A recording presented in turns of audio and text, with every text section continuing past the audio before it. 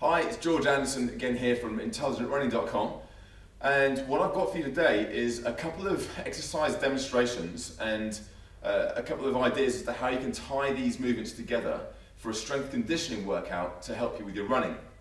Now many of you will know, especially if you've read my blueprint, my Intelligent Running Blueprint, or you've had any of my ebooks, you've been in any of my courses in fact, that I'm a big advocate of strength conditioning exercises for runners. And often we do some very specific exercises like single leg movements, or we'll do some specific stretches or exercises that are going to improve our stability and directly help with our running. But what I'm going to do today are some more general exercises. Some of the stuff I use actually on a regular basis in my boot camps, my fitness and fat loss boot camps. But what I've also found is extremely beneficial for runners to use as well. Often they get asked, well, what do we do for cross training? And as well as the stability work that I just described a moment ago, it's also really useful to get some general conditioning in there as well. And if you've got 10-15 minutes, maybe at the end of a run, or as a standalone session, then these exercises that I'm going to go through with you now are really, I'd say if you're going to pick 5 exercises, these are 5 of the best that you could choose.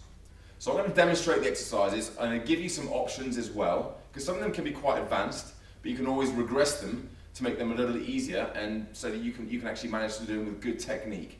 Because as with anything like this, technique is everything, so we've got to make sure we maintain that. So let's take a look at the first one. The first exercise is called the dive bomber. Now, some of these you may be familiar with, some of them may be new. I don't think I made any of them up, but just the way we tie them together is perhaps a little bit different. So let's take a look at the dive bomber first of all. I'm going to go down to the ground, into a press-up position, but then I'm going to lift my hips right up into the air to here.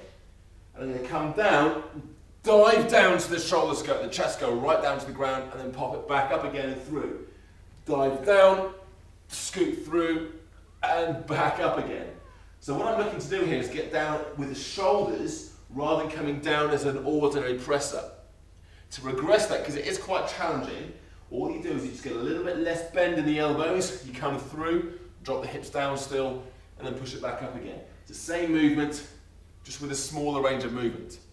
If you want to progress that, you want a little bit more out of this one, if you're finding it too easy, then what we're going to do is we're going to come back the same way. So you come through, drop down, and push it back up again. Now each of these exercises, I'm going to suggest you do for 45 seconds.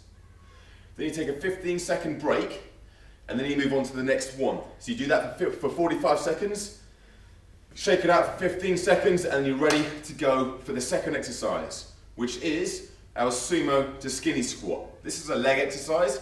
Going to get a bit of the inner thighs. Really what we want to do is to get the glutes firing as well. So feet start wide apart. I'm going to squat down, hop the feet in, and squat down in the middle.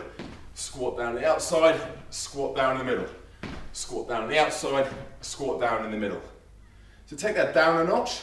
Just do it with a step. Squat, step in, squat, step in. And to go harder, just drive it up a little bit more so you're getting more height, more power, and you're dropping down a little deeper as well. The 2 most important things with this is that first of all, you keep the weight through the heels, whichever squat you're going for, the closer the wide, rather than letting it come forwards. Weight right through the heels. As you come up, you should feel the bottom squeezing to push all the way through. And secondly, the knees want to be aligned over the toes, so you don't let them knock inwards. Keep the knees right over the toes, drop down, and then come through again. Again, 45 seconds. You can see I'm getting quite out of breath just demonstrating this. You're going to love this when you put this together as a workout. 45 seconds, then 15 seconds rest. Our third exercise, we're back down to the ground again for another integrated core and shoulder or upper body exercise. So we're going to come down, and this time we're going to hold a good strong press-up position, like a hand plank, if you will. And from here, I'm going to bring one knee into the opposite wrist and back. One knee into the opposite wrist and back. And you'll notice I'm trying to keep my head and shoulders forwards rather than letting them come back and forwards as well. So hold them here, in and back, in and back. To develop this, I'm going to go with a little bit more, make it a bit more dynamic, come through it a little quicker. And if I need to, I can drop it down by coming in with a smaller range of movement, so I'm not going all the way into the knee. So that's our third exercise. Fourth exercise, we're back on our feet again. So 45 seconds of cross-body mountain climbers. 15 seconds recovery, shake it out. Then we're going to go up tall with the arms. We go to a rear lunge. Lift the arms up right into the air and lunge to the rear. Down and through again. Sink down and come through. Keeping the weight in the heel of that front leg and really lift those arms and pull them back. So you're here, so you go back. You're kind of trying to get down, if you can, 90 and 90. But the important thing is the arms stay up. Even if you just have a small range of movement, that's fine. Now to progress this one, it's quite a tough progression. We're going to go to a split Y lunge, which is here, drop down, then land it. Again, just jump it up. It's much more dynamic.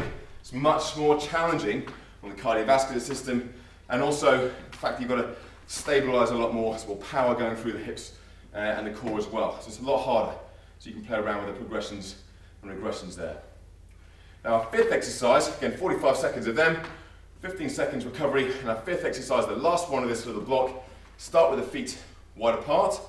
Do it this way around, feet wide, drop down, walk the hands out, one press up, walk the hands back in, and come back up again. Then back down. If you need to drop that down a notch, drop the knees down, do a half a press up, and then walk it in.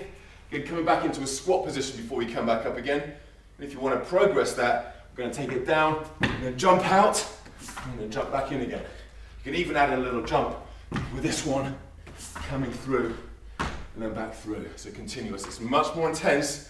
So again, you might want to build that one up. That whole block, 45 on, 15 off, is 5 minutes. So for a workout, you might tie that in. You might do that once round, take a minute's recovery. God, can't believe how out of breath I am with that. Take a minute's recovery, then do it again, another minute recovery, and do it again. That's less than 20 minutes. Now beforehand, as a warm-up, just want to kind of mobilize, open the chest and shoulders, rotate, maybe do one or two of each repetition, or repetitions of each of those exercises to get the body thoroughly warm and ready for the workout, and then bang, away you go. If you can do this twice a week, just twice a week, that will make a significant improvement on your running conditioning, your general conditioning. If you're looking at losing some weight as well, burning some fat, then that's an excellent format for doing it, because it's high intensity, it's varied, it's getting the whole body working. And it should have an improvement on an impact on your running as well, because it just improves your core stability, improves your posture, improves the strength you have in your shoulders and arms, improves the stability you have in your lower body as well. So it's a nice little workout there, 15 to 20 minutes, go away, have fun, enjoy it, and let me know how you get on. I'm George Anderson, and I'll see you next time.